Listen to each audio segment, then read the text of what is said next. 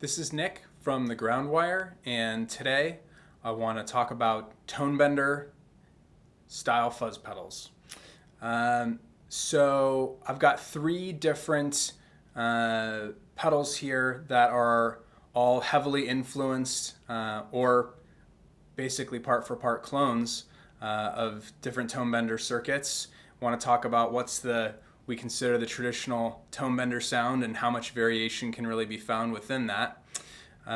So today we've got the Expresso Effects Fuzzbender Mark II. This would be the most direct clone. I believe this is a part for part recreation of the original Mark II Tonebender, which is probably the most classic circuit, or what most people think of when they think of a Tonebender. The only difference being here that it has a bias control on the side that you can turn down for a little bit more of a gated effect or turn up for a little smoother sound. I've got it set neutral at noon, and that's where I'm going to leave it. That's the stock sound. This is the Prescription Electronics Yardbox. I believe this is modeled on a Tonebender Mark III because it has a tone control. This would be less of a direct spot-on clone, partly because it has this gain control, which kind of acts like a clean boost to help get the level up and thicken the sound. And then probably the least spot-on clone, but still heavily Tonebender-inspired pedal, is this Skreddy Rover here. This is silicon transistors. These two are germanium. And the Rover I don't think claims to be exactly a Tonebender. I think it's in the Tonebender family, you could say. We'll hear it sounds a little bit different. So I'm playing my custom-built Tele here through a 1965 Deluxe Reverb, and the clean sound is like this.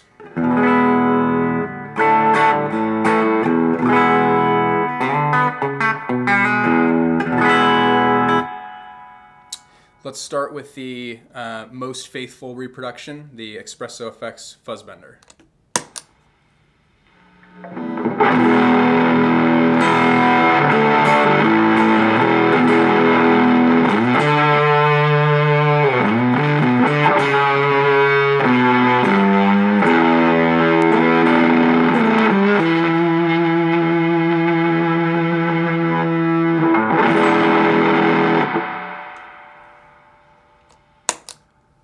All right, here's the Yardbox.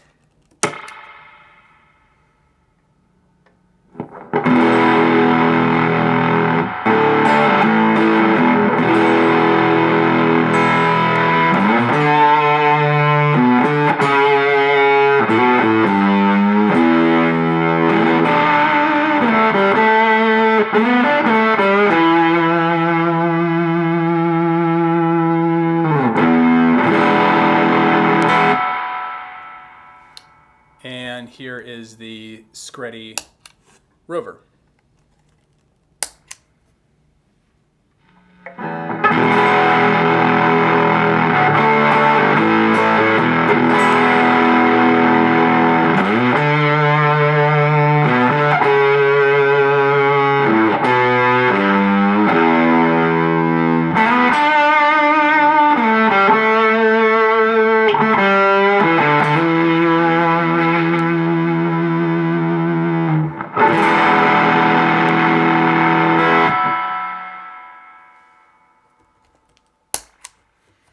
All right, so one of the things that I think all these have in common, which I would consider to be the classic Tonebender sound, is they all have that sort of unpredictable wildness to them. Whereas, what I would consider the other two big styles of fuzz pedals, the Fuzz Face and the Big Muff, are a lot more predictable sounding. The Big Muff being really, really smooth in its sustain, and the Fuzz Face being a lot more dynamic and sensitive to your pick attack and volume control, whereas the Tonebenders kind of feel like they're playing you, not as much as you're in control. They have that real aggressive, gnarly fuzz sound, and a lot of kind of like staticky stuff in the decay. Not like a nice smooth decay and sustain, but a lot of sustain. Let's hear a little bit more of the Fuzzbender.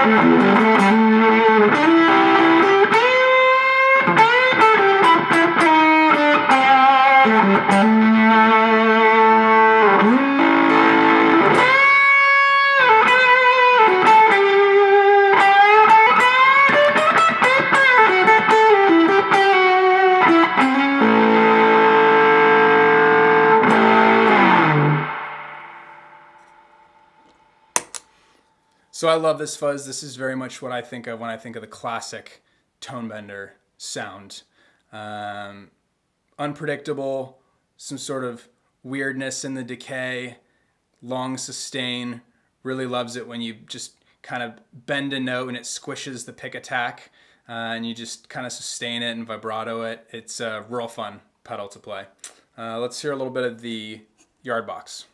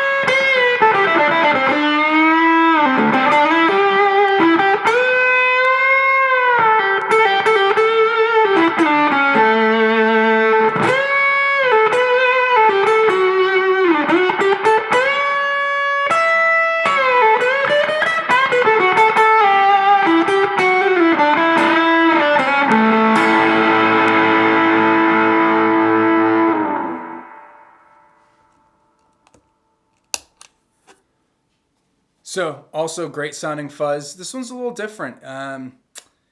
It actually has maybe a little less sustain, but it's more aggressive on the attack. Like it almost feels like you could play like metal rhythm with it when you dig in. It's very heavy sounding, very angry sounding fuzz, and I love it. Let's hear a little bit more of the Rover.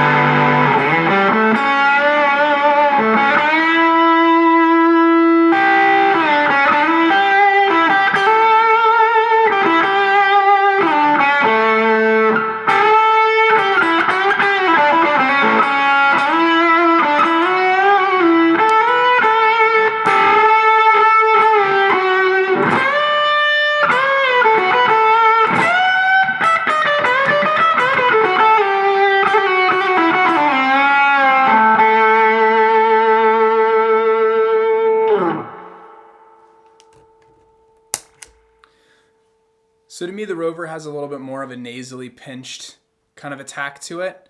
I'll mess with the wool control. I can turn you'll see the fuzz is set actually rather low.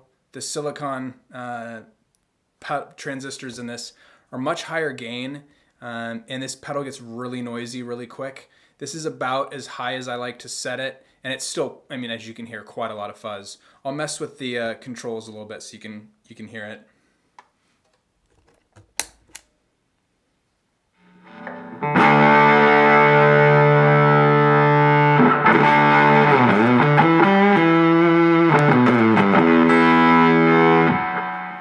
So you can hear there as you turn the wool up, it gets a lot sort of thicker and more nasally sounding, and then as you turn it down, it gets more cutting.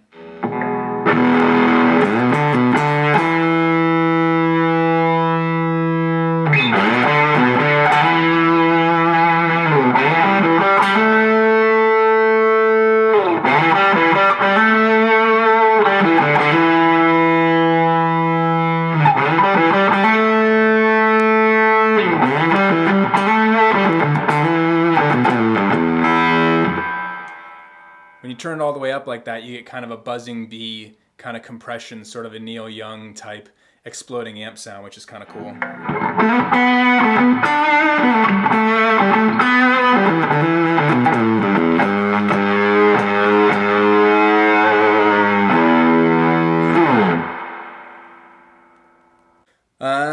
Let's see what else to say. I guess we can. I'll show you the range on the Yardbox a little bit too. I've done a sort of a more extensive rundown of some sounds with this pedal in another video if you want to check that out.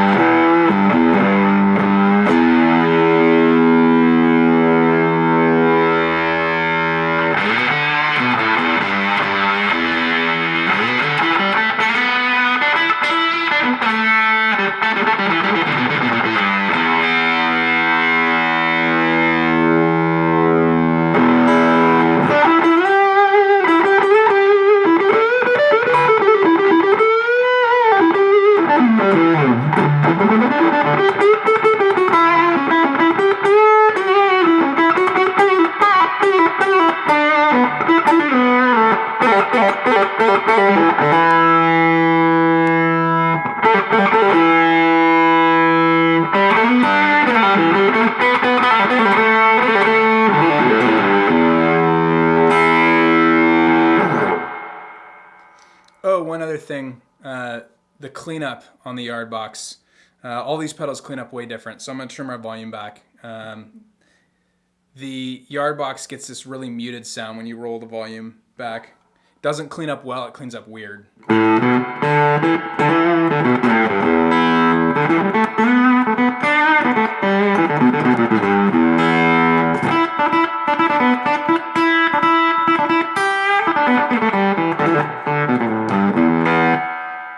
So you hear it kind of sounds like a synth or a muted trumpet or something. Here's the Rover.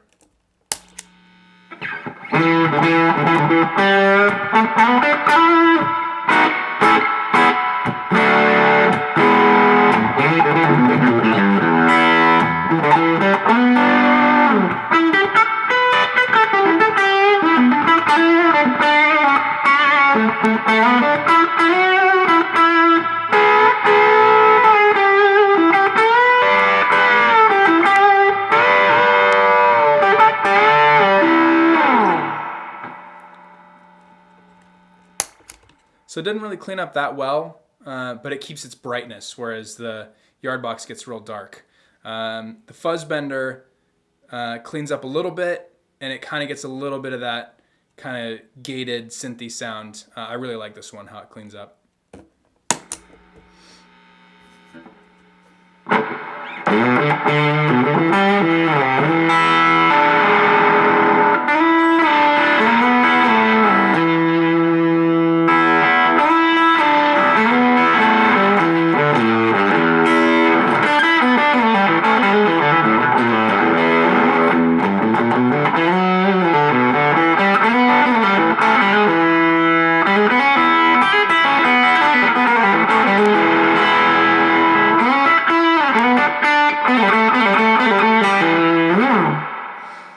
So it's got a little bit of the kind of gated, muted sound of this, but it still retains some highs like the Rover while cleaning up a bit better. All right, 3 different flavors of Tonebender type pedals, all different strengths. Love the Fuzzbender for its classic, traditional Tonebender sounds. Love the aggressiveness of the Yardbox and how wide-ranging of trashy garage rock sounds you can get with the tone control. The Rover has that sort of pinched, nasally, woolly sound, which really cuts through, records real nice. Yeah, that's it. Hope you enjoyed it.